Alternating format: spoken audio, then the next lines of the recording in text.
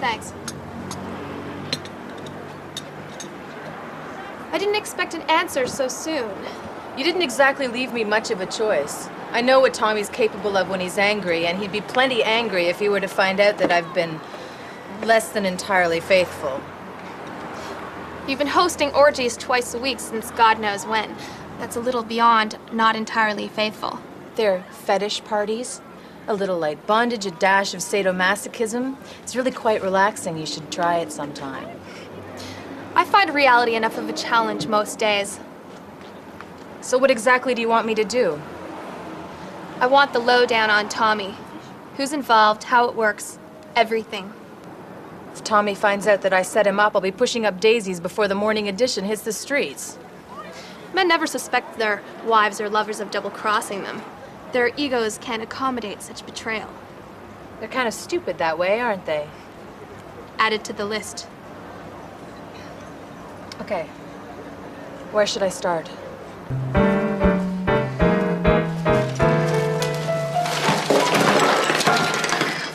Holy cow, mister.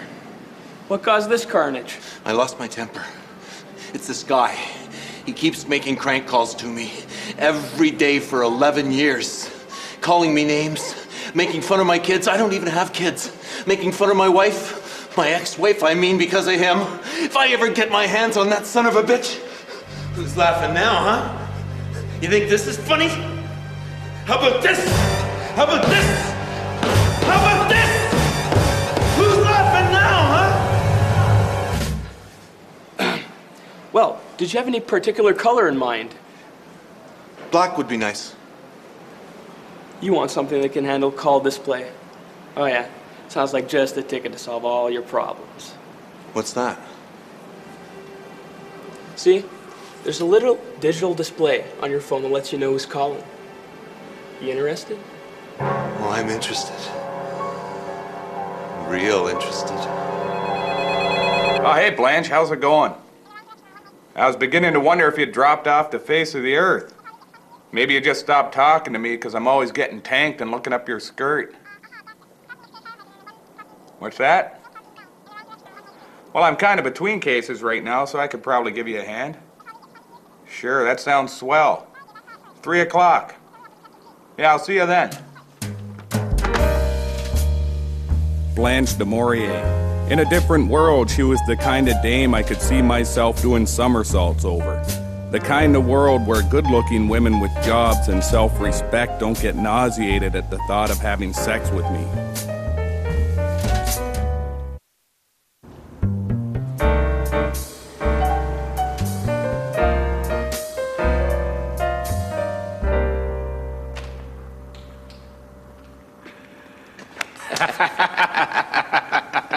It's been too long, Jimmy. I was just enjoying a little R&R, courtesy of our fine representatives of the law. I assume their efforts to rehabilitate you were less than successful? I'm here, aren't I? I've missed your professionalism. It's all kids and guns nowadays. Younger generation has no work ethic. That's bound to happen whenever a society shifts from an agricultural-based economy to one relying on technology. The necessity of manual labor, what's known as the do-it-yourselfism of the past, placed demands on all members of a family to maintain the well-being of the household. It instilled a respect for a job well done that's missing from the parameters of today's work world, where responsibility stops at the end of an 8-hour shift. I'll say. So, how much crack can you get me a week? Enough to fill this room?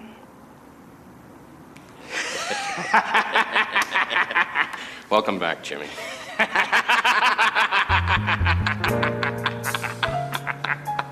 you want to go get a mochaccino latte and some strawberry swirl and cheesecake? They come in decaf? They did in prison.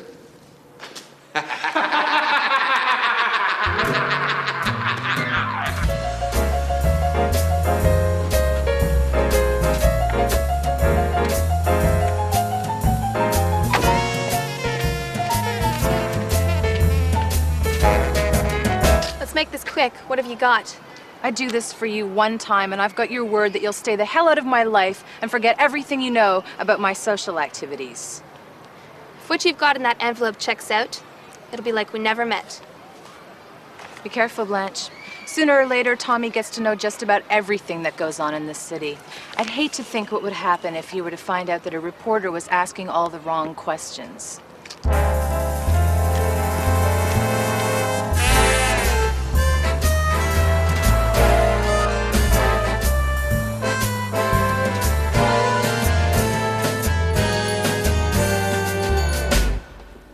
Good morning.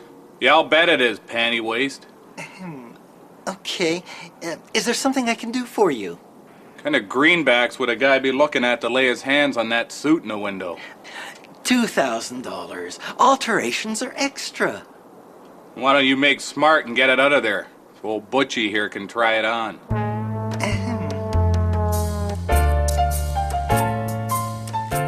I'd learned a long time ago that the worst thing you could do was give a tailor the upper hand.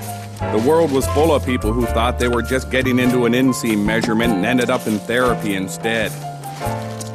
You show me a room full of tailors and I'll show you the reason for half the misery in this world.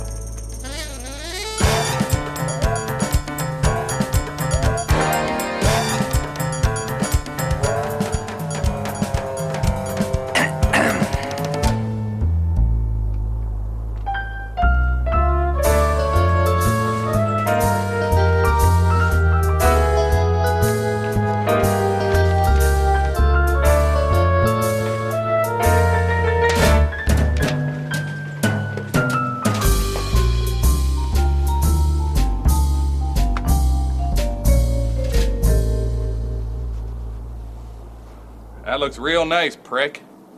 The pant legs will have to be shortened and cuffed. That'll be an extra $50. I'll wait. Where's your phone? I gotta make a few calls. It's on the table.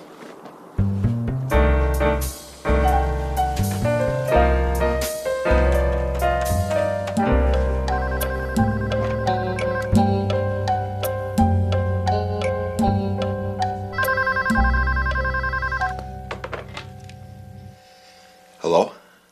Good afternoon, sir. We're doing a national survey. I was wondering if you could answer a few questions for us. Great. We'll start with some basic ones just to get the ball rolling. Perfect. How old are you, sir? Really? Well, I gotta tell you, you sound a lot younger on the phone. And what do you do for a living? Well, that sounds really interesting. How long has your wife been sleeping with other men because you're too much of an underhung, cross-dressing mummy's boy to satisfy a woman? The hell's so funny, Frank? It's over, pal. I'm on to you. After all these years, I can already taste the revenge. Who's laughing now, mister? Look, pal, it's gonna take more than a genetic abnormality like you to throw a scare into old Butchie. Yeah, I'm shaking like a leaf, freak. Yeah, sure thing, prick. I'll be waiting right here for you. The name's Frank. Yeah, just like yours. Nah, Butch is just a name I made up. My real name's Frank Morgan. I'm a tailor.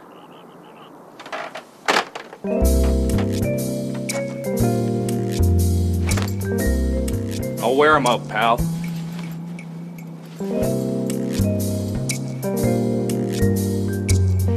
And, how will you be paying for this? Through your insurance company.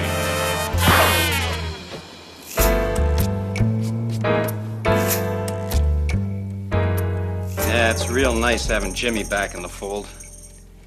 Ever tell you about the time Jimmy and I knocked over that bank down in Rio? We figured we could afford to spend 3 minutes in the bank and still have enough time to get away clean. So there we are, just over 2 minutes into it. We've already got it all. You know, the floats, the vault, safety deposit boxes, everything. Well, I'm ready to hightail it. You know, I figure the more time to get away, the better, right? But Jimmy, he turns to me. He says, this is great. He says, well, we still got 45 seconds. You want to sit down with the manager and go over some investment strategies for all this money? Investment strategies? Oh, Jesus. That's a great story. Yeah, I know you probably get tired of hearing it, but you're about the only person in the world I can trust to tell it to. I don't even tell Jimmy about the deals that don't affect him. You never know, right? He gets stung again, starts looking for a deal to better his time. I just figure the more protected I am, the less he knows. That's good thinking, Tommy. All right. I gotta go take care of some business. Thanks for the sex. And we'll chat.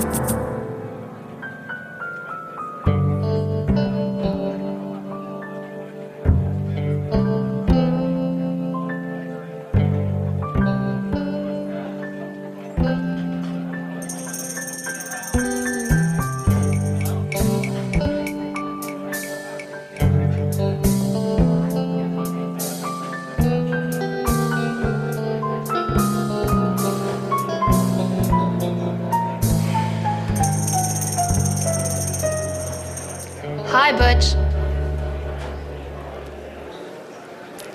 Do you have any smelling salts, Blanche? I think I fainted. You're an idiot, Patterson.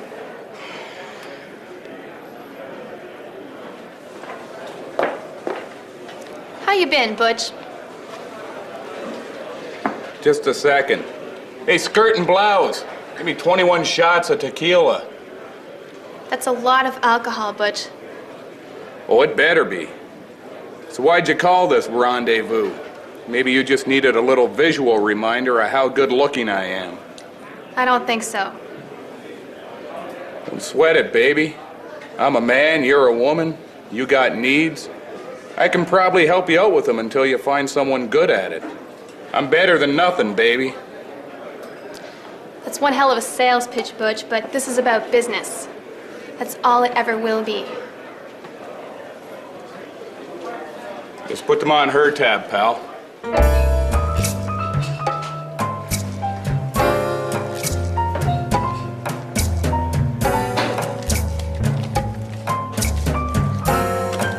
Thank you.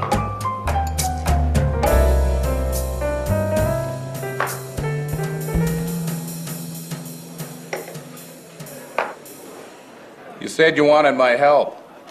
Yeah, I got some new information today. Is that a new suit? Yeah, I just stole it. The guy never saw it coming. Pretty sweet, huh? The suit or the fact that you stole it? Both. Maybe for you, but what about the guy you stole it from? He was a tailor. The son of a bitch had it coming. I keep forgetting how much you hate tailors. Well, hate don't begin to describe it, baby. The way they're always strutting around like they're the cock of the walk, acting all cool and fancy with their cloth measuring tape and scissors, looking at me like I'm some worthless piece of garbage. Always prancing around acting all highfalutin like they're the goddamn king of the country or something. Pointing at me and always laughing and pointing at my off-the-rack clothes, staring and pointing like I'm some goddamn malformed circus freak living in a cage. I swear to God it's all I can do not to kill them all myself. You know what I mean? Sure. Have you stopped taking your medication again? Yeah, I don't think that stuff was helping me. Maybe you should have another drink.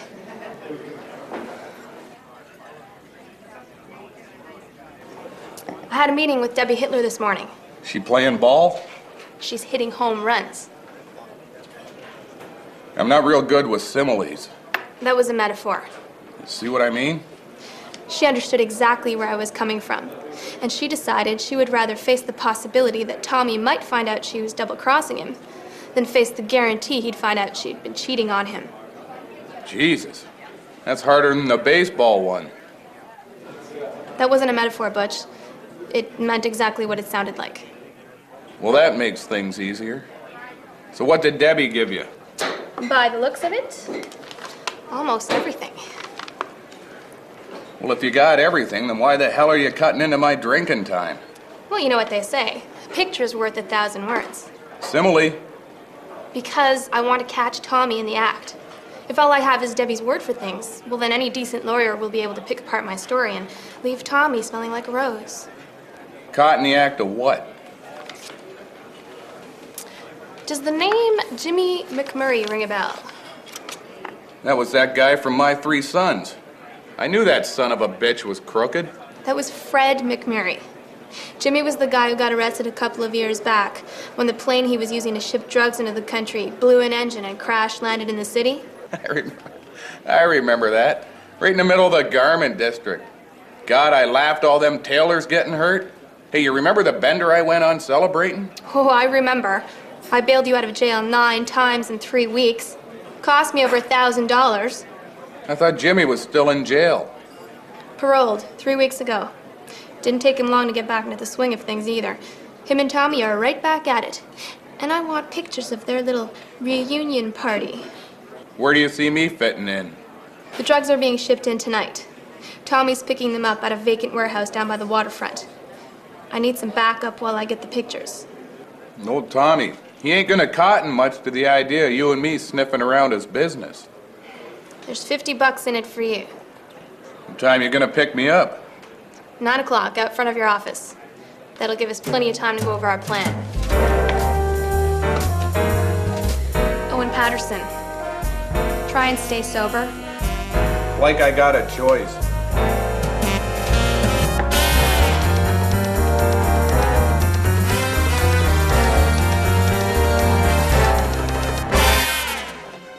Is Frank Morgan around? You're looking getting pale.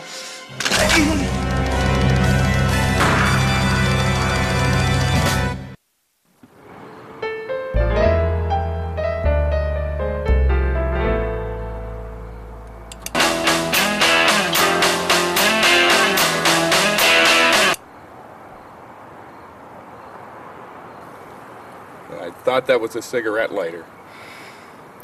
Damn it, Patterson. That's the 5th time in less than an hour. Now, don't touch any of the buttons and just sit still. How am I gonna light my cigar? I don't want you smoking in here anyways. Besides, we're going to be going in soon, and there's no way you're going inside there with that cigar. I smell us coming a mile away.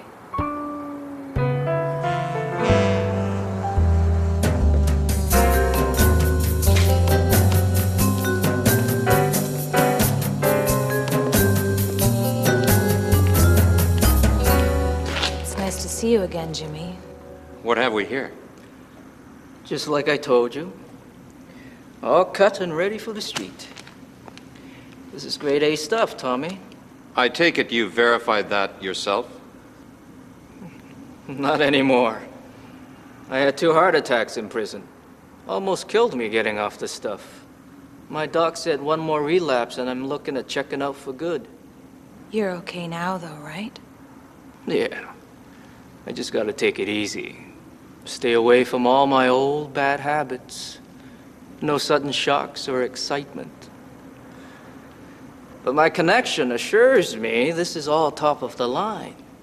And he's a man who places a lot of stock in his reputation. Excellent. There is one more thing you could do for me. Are you still involved in your second profession? For certain people, my services are an option. I consider you among those people. This is the address of a vacant building down by the waterfront. There'll be a car there, with a man and a woman inside. Make sure they don't go home to bed tonight. There's an extra 10 grand in this briefcase for your efforts. What if I said no?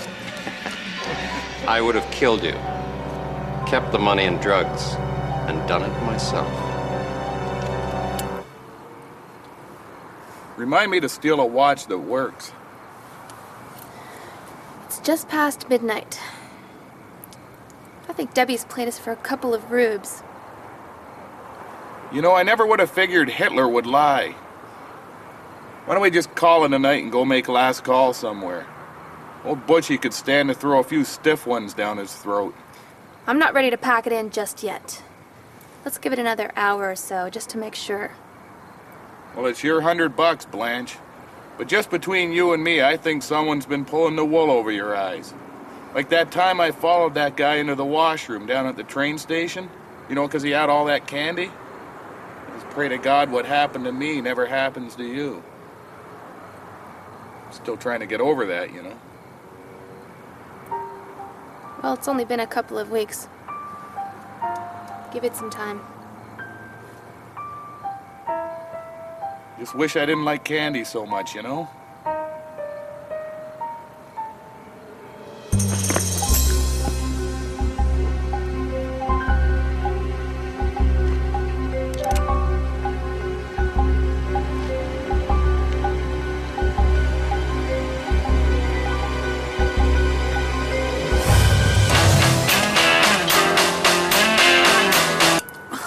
Jesus, Patterson, what are you trying to do? Get us killed or something?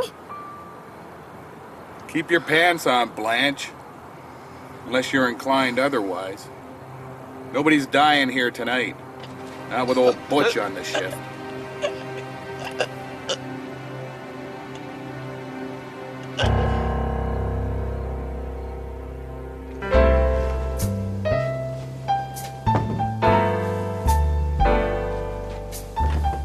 What a night. Debbie had played us like a couple of fools. I wanted to pack it in early, but Blanche wasn't ready to face reality until the sun kicked us square between the eyes. She wasn't one to lose her temper, but I could tell she was as angry as a Southern Baptist at a porn convention. Debbie Hitler had picked the wrong woman to cross. And in local news, police are still baffled by the apparent random killing of Frank Morgan.